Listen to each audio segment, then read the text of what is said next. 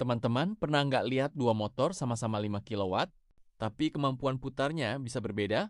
Nah, ternyata bukan cuma kW yang harus kita lihat. Ada yang namanya torsi. Torsi itu sederhananya adalah kekuatan untuk memutar poros. Satuan torsi adalah Newton meter atau Newton meter. Contohnya seperti kita menggunakan kunci untuk membuka baut. Semakin besar kemampuan memutarnya, semakin besar torsinya. Nah, kalau kita sudah tahu daya motor dalam kW dan RPM-nya, kita bisa menghitung torsinya dengan rumus torsi sama dengan 9.550 dikali daya kilowatt, kemudian dibagi RPM. Terus, angka 9.550 itu dari mana? Angka ini berasal dari konversi satuan daya kW, putaran RPM, dan hubungan antara torsi dengan kecepatan sudut. Jadi bukan angka yang dibuat sembarangan. Contoh motor A. Sekarang kita coba contoh pertama. Motor A mempunyai daya 5 kW dan putaran 1.500 putaran per menit. Masukkan ke rumus.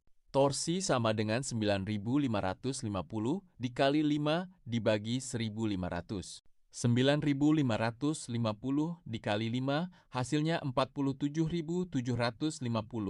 Kemudian 47.750 dibagi 1.500. Hasilnya sekitar 31,83 Newton meter. Jadi motor 5 kW yang berputar 1.500 RPM mempunyai torsi sekitar 31,83 Newton meter.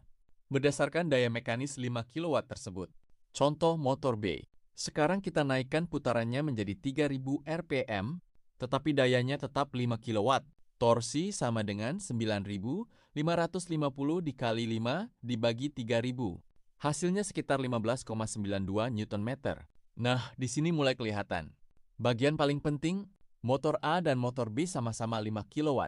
Tapi motor A 1.500 RPM menghasilkan sekitar 31,83 Newton meter. Sedangkan motor B 3.000 RPM hanya sekitar 15,92 Nm.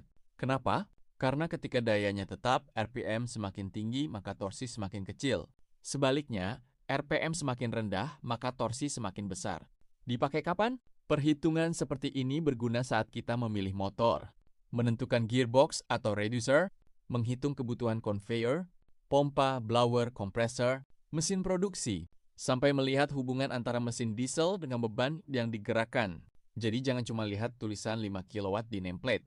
Lihat juga RPM dan torsi, terutama kalau motor tersebut akan digunakan untuk menggerakkan beban tertentu. Penutup, jadi gampangnya kW adalah dayanya.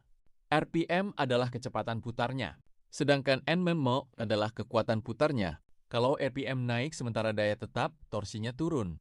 Kalau RPM turun, torsinya naik.